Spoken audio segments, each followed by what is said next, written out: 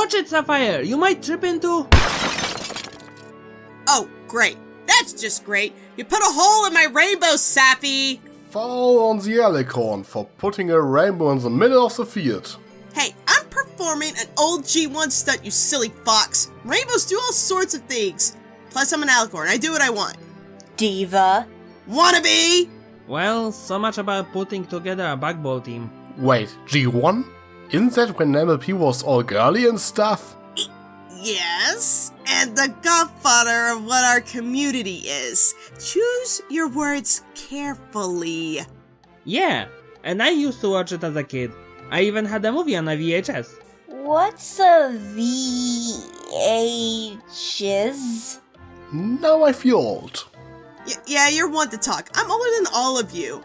And a VHS is like an older version of a DVD, Sappy, except it was rectangular and had this tape stuff called film in it. Oh, I thought it was one of those things where you store music in a tiny box or something. Anyway, G1. I remember Tarek was originally a G1 villain, right? He was pretty cool. But is there really anything else interesting in G1? Well, if you all forgotten about the Smoos, or the freaky redneck witches, or the fact that a freaking rainbow could blow stuff up, nope, I can't think of anything else more awesome than that. Oh, I think you are forgetting someone. Oh, right! And there was also a crazy cat lady. Help! Help! Help! Help! Crazy cat lady! She's a She's baby a snatcher! Snatcher! You have got to be kidding me! Lady, I'll give you 20 bits if you zap them right now. Oh, aren't you cute? Oh no, you didn't, hairball. Well, that escalated quickly. I have no use for bits. I need slaves. Though, maybe I make you my personal pet, little one. I'm an adult! Gray, that big cat lady scares me. Well, her name is Katrina. She was the villain in the second TV special, appropriately titled Escape from Katrina. So in other words, we are in trouble. How much trouble? It's a catastrophe! Can we go without the cat puns? Please? And what does the fox say to this? Very funny.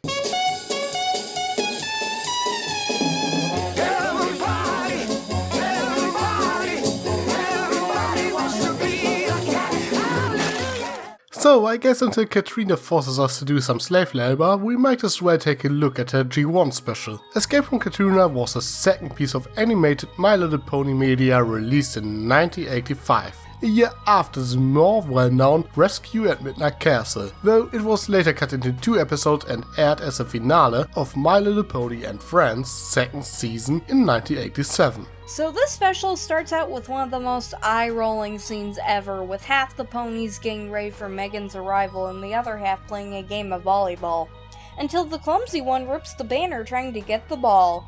I call her the clumsy one because I don't care enough to remember her name. Sappy, don't be a horse apple. That's Sundance. Quite a shame she's not made a comeback either unless you count Derpy, but she is also the closest thing this special has to a main pony, though it does leave a somewhat bitter taste that she almost drowns a baby Moon Dancer. Wait, Moon Dancer? Like a mending fences Moon Dancer? Universe are colliding! Oh yeah. As you probably are aware, G4 loves to recycle classic pony names and even designs. If you compare Baby Moon Dancer with her new counterpart, you will notice that their color scheme is more or less identical, minus the glasses and sweater. Is it just me or are all the prominent ponies from the first special absent? You would think that they would work with already established characters rather than introducing a bunch of new ones. Where are G1 Applejack, Twilight and probably the most famous Gen 1 pony, Firefly? And apparently last minute preparations has maintained a tradition up to today. At least they can fit their whole name onto a banner. It is official, G1 ponies are smarter than secondary G4 characters.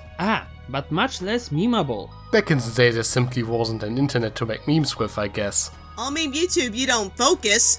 Also, you forget that Spike is in the special as well, even if he only has like one line of dialogue in the entire special and is mostly involved in some slapstick. I wish I was kidding about that. He literally shows up at the very end of the episode. The more things change, the more they stay the same. Like the fact that he seemed to have gotten the same treatment as Pikachu of a generation. We then cut over to a cave that reveals a factory full of bushwoollies. Seriously, bushwoollies? That are the slaves to our main antagonist, Katrina. Oh yeah, and her henchman, Rep. Yeah, this is the big introduction of the bushwoollies. The second tier creatures that were sometimes relevant to the plot, but most of the time they were just stumbling around being annoying. Personally, I always thought that they were just fry guys from McDonald's. But we see that they are operating this giant contraption that turns a ton of greenery into a few drops of a potion, and the rest is going down this unsecured drain. Waste not, want not, I guess.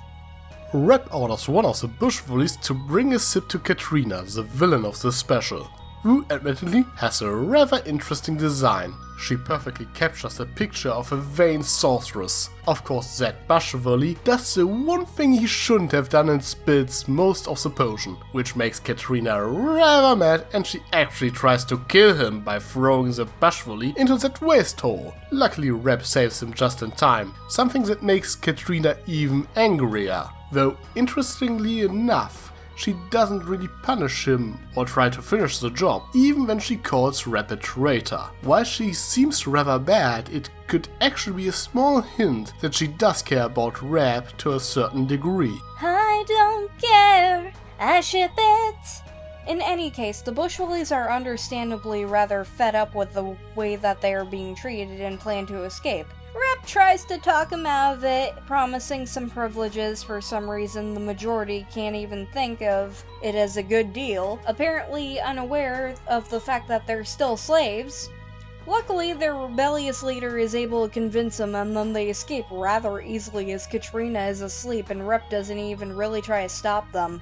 I don't know who's dumber, the bushwoollies for not realizing how easy it was to escape, or Katrina for not having more security to prevent this.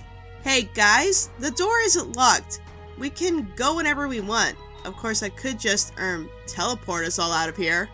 No offense, Blissey, but I heard your magical track record is not exactly trustworthy. Short-term distance! Work with me, Three Tails!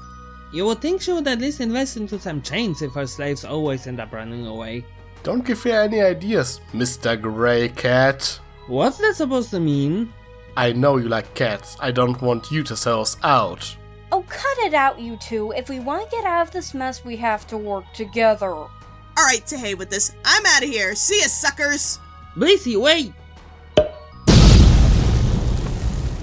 Ouch! How did she... Oh, right. Sorceress. Why doesn't any pony listen to me? We can assume that she had spells on this place. It's the only explanation why you don't escape so easily. She's an evil enchantress and she does evil dances. What? It's catchy! Whatever. We have to work together to get out of here. You just tried to abandon us! I would have gotten help. I've gone Big Bro Doc. He could talk Katrina's ear off into submission. Oh, you didn't believe it would be that easy, did you? You know, for just a small moment, I actually did. Well, you started to talk about my special.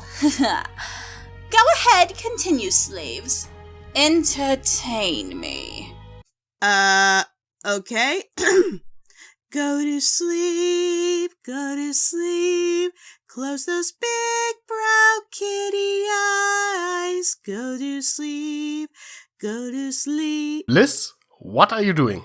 Random song to knock her out. It worked in the movie, figured I'd give it a shot because let's face it, G1 is known for placing songs in the most random of places just for the sake of having music in it. Probably the one thing G4's got going for is that the songs actually relate to the episode. Though to be fair, with the Baby Lullaby song that Megan comes up with was kinda cute, and a nice take on reverse psychology.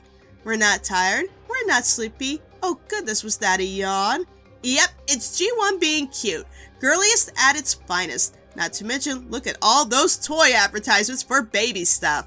And when it came to cutting out stuff for the TV episode length, the Not Going to Sleep song was much more important than the one with character backstory and motivation. Yeah, as we mentioned earlier, the special was later re-aired as part of My Little Pony and Friends' second season. They had to cut a scene to get 2 10-minute episodes out of it, and they cut the one scene that actually delivers some background story on Katrina and Rap, explaining how she used to be before she got her hands on that wicked potion. From the looks of it, they were into some 1910s fashion. The point is, without that, she would have been one of the more unique villains of G1. Most don't have this kind of development, but even with that put it back in, there's still the lack of information as to what inspired her to go dark in the first place. So, win or lose on that scene, I think it was still lacking. G1 never fail!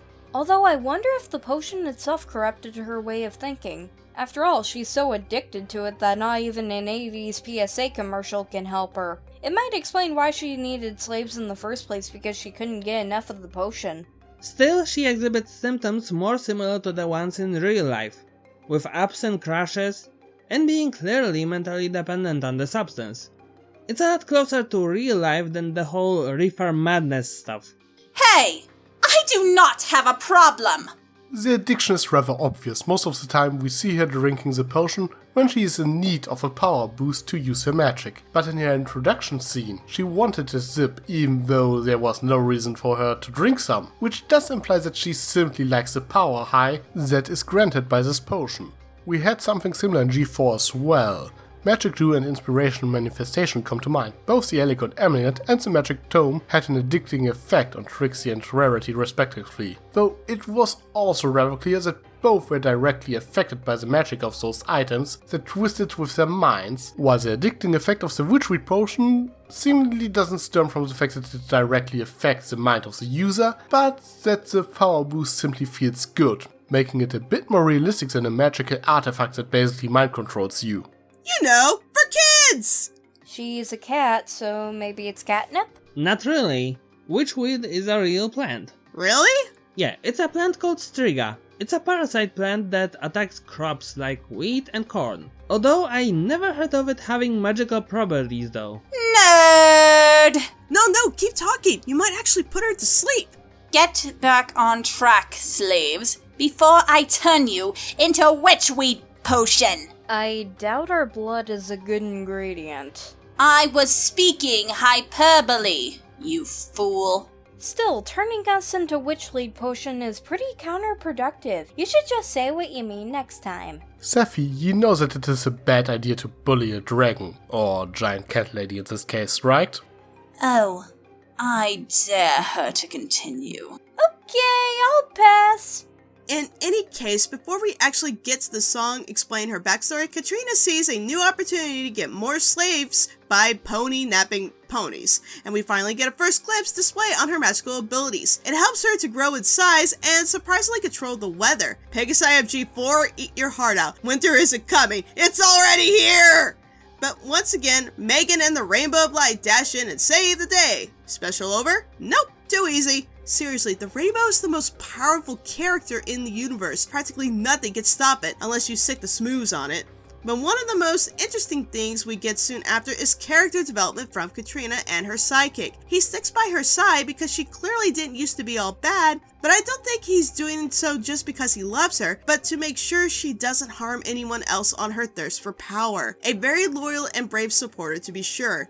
A very domestically violent relationship to be sure. Hard to believe, again, this was for kids. I'm still somewhat irritated that no one wanted to check where those lightning bolts were coming from. Might have saved them a lot of trouble later on. Anyway, this is perhaps the most important scene in the special as it actually delivers some decent characterization, and it gives a quite good reason to care about Rap and Katrina, which is honestly more than I can say about the main characters in the special. Well, we do get some character development for the ponies as well. After the blizzard, we go back to the Sundance subplot. Megan talks with the little pony about her insecurities, but Sundance is not the only one who needs some pep talk. Baby Moondancer also feels a bit down, as she has no costume for the party. Are we seriously not going to address the fact that a giant winter storm just came out of nowhere and nearly engulfed 3 ponies and sucked them away? No? First world problems is making sure the ball goes on as planned? G1, I love you. I suppose a coherent narrative is too much to ask for. Anyway, while those two scenes only offer shallow character development for those two ponies and are a bit too sweet for my taste, they do highlight Megan's motherly side pretty well. While she's only a 13-year-old girl, this is perhaps her defining attribute, which alongside her braveness, turns into a pretty capable leader for the ponies.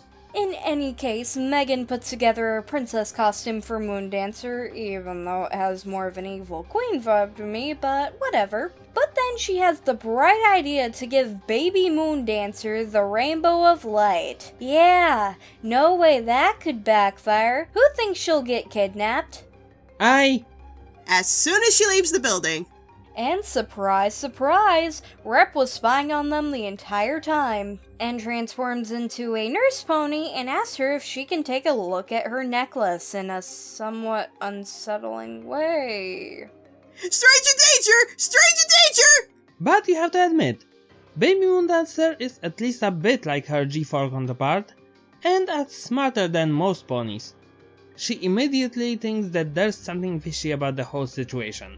Hey, look at that! Even in G1, the kids are smarter than the adults. It's nice to see old habits are used for the new. After Rep fails to get the locket on his own, Katrina shows up and decides to simply take Moondancer with her as bait for the other ponies. Megan and the other ponies do in fact follow Katrina to her lair, and on the way, meet up with the bushwoollies, who are willing to help them. As soon as they enter the lair, Katrina gives them an ultimatum. Either the ponies become her new slaves, or she will kill baby Moondancer. And she does it in a surprisingly polite manner. I want you to be my slaves! No! If I spare the rainbow, will you be my slaves? No! Then say goodbye to baby Moondancer. What can I say? I have class. This is where it gets too much for Rep, and he turns against her, defeating her rather easily by transforming into a bull. The locket is retrieved by Megan, while Sundancer used her previously established jumping talent to save Moondancer from a certain death. Hey, that could be her special talent! If G1 ponies didn't have generic-looking cutie marks from birth. G1 isn't known for playing it safe for kids. This episode, like the pilot edition, takes a rather dark turn, threatening to end the life of a child if one doesn't agree to be her slave?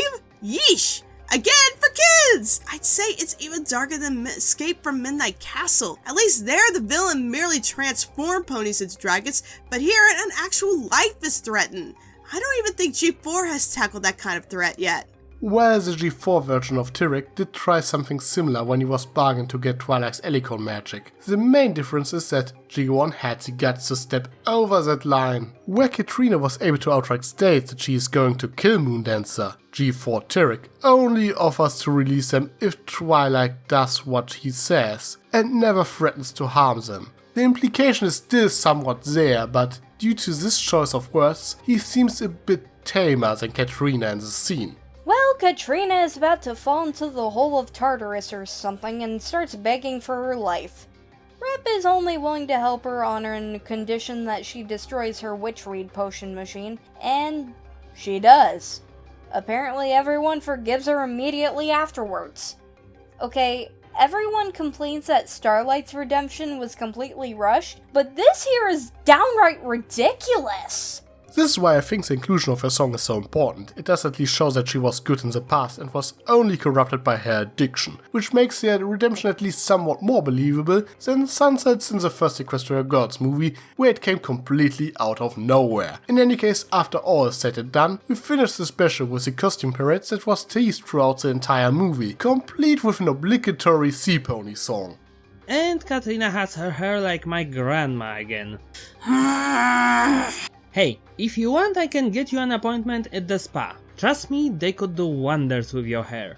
Buy our toys! Buy them now! Seriously, the most generic ending to a movie of G1, but hey, my folks did buy me the toys, so I guess the advertisement worked? But overall, this movie certainly has not aged well. It does things that G4 won't do, yet at the same time, its execution is poorly done. Most of the characters, aside from Katrina, are forgettable. The plot is slapped on, and there are too many side plots going on we could care less about, and the animation itself is wonky in places. Hordes disappearing and reappearing, or bushwoollies' colors changing at random. This may have flown past my eyes when I was 5 years old, but it doesn't now, nor do I think it will for children of this generation.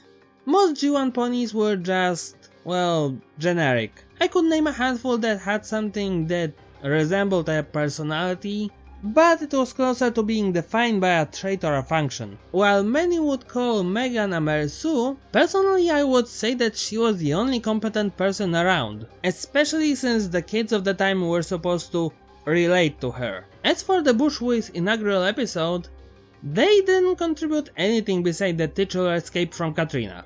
Although I would call it more like a walkout because the word escape is far too dramatic. Then again, it quite accurately represents their role in G1. If they were ever to be brought to Friendship is Magic, let's just say I was hoping for a Critters remake for a while now. I would rather see them introducing the Grandad from the movie as long as they get Danny DeVito to reprise his role as a king. Yeah, not joking, that was a thing. That's what I hate about you, analyst. You take everything apart and can't simply focus on the positives. Someone like you could never enjoy the G1 or my special. That's why you shall all be my slaves for all eternity! What gave you the idea that we didn't enjoy your special, Katrina? Sure, it has a lot of flaws, but also quite a few good ideas that actually make it rather intriguing to watch. I think we actually mentioned a few of them. Do you actually believe that? Oh, don't get me wrong, despite all the flaws I personally mentioned, this episode still holds nostalgia to me. It dates back to when animation was at its peak and getting more notice on the big screen as well as television. Animators and artists were finding their start in the company and given new opportunities to develop worlds for MLP and even Transformers as well as several other TV shows. Here it is no different. It still inspired my Phillyhood to dream and use my imagination with its wide variety of fantasy lands and creatures and the characters. For me, they are all a representation of an anchor in time where my innocence and playfulness still thrives to this day. As my mom once phrased it, as a kid I didn't just watch boy shows, I watched whatever I enjoyed. And MLP was not even on TV, I chose to rent it. Sure, it may have been cheesy, but it had great villains, awesome creatures, and with time, it did develop somewhat of a mythology. There's no wonder why creatures like T-Rex and the Smooths made a comeback. You can even make an argument that the Diamond Dogs are a modern version of Crunch the Rock Dog. So why shouldn't you make a comeback as well, Katrina? Fun fact about myself. My brother actually used to watch the G1 My Little Pony as a kid, and as a result took a lot of punches from my family. When I first watched this, I thought it was going to be a whole lot worse than it actually was, but now I can somewhat see why he liked it as a kid. While it is cliched and is oozing with the same feeling you get from an 80s toy commercial, it's okay for what it was. Would I come back to watch it? Yeah, right, I'll stick with G4, but I don't regret watching it. This special and G1 in general are simply products of their time. The writers had some downright brilliant ideas, but you can really feel the restrictions. While they pushed their boundaries a lot, arguably even further than G4 does nowadays, they had to deal with a lot of restrictions. Though the biggest restriction the special has is time. Many people often complain that G4 two-parters are rushed. This special basically tries to tell a story of similar scale, but in just 20 minutes, with a few forced songs that don't really further the plot. Not to mention that we have to deal with new characters instead of already established ones. For what it's worth, I think the special is actually pretty good, and I respect the ambition behind it, and I would love to see some of these ideas revisited in G4. Go, slaves! I have to think. Where? I don't care. Just get out of my sight. Go before I reconsider. You know, I think she isn't so bad once you get to know her. She still tried to enslave us, you know. Not to mention that she threatened to kill us. Or is it the fact that she was going to make me her personal pet? Did it give you the hint? Okay, I get it. I'm actually more irritated that she wanted Blissey and not Tricky as her pet. I mean, just look at this cute little fluff ball. He's so cute, I just want to hug him and squeeze him and love him and name him George. Yeah, I agree. He would make a much better pet than Blissey. He's definitely not as aggressive. Hey! Sly as a fox, you got me under your spell. But you know I'll never tell that I know you know so well.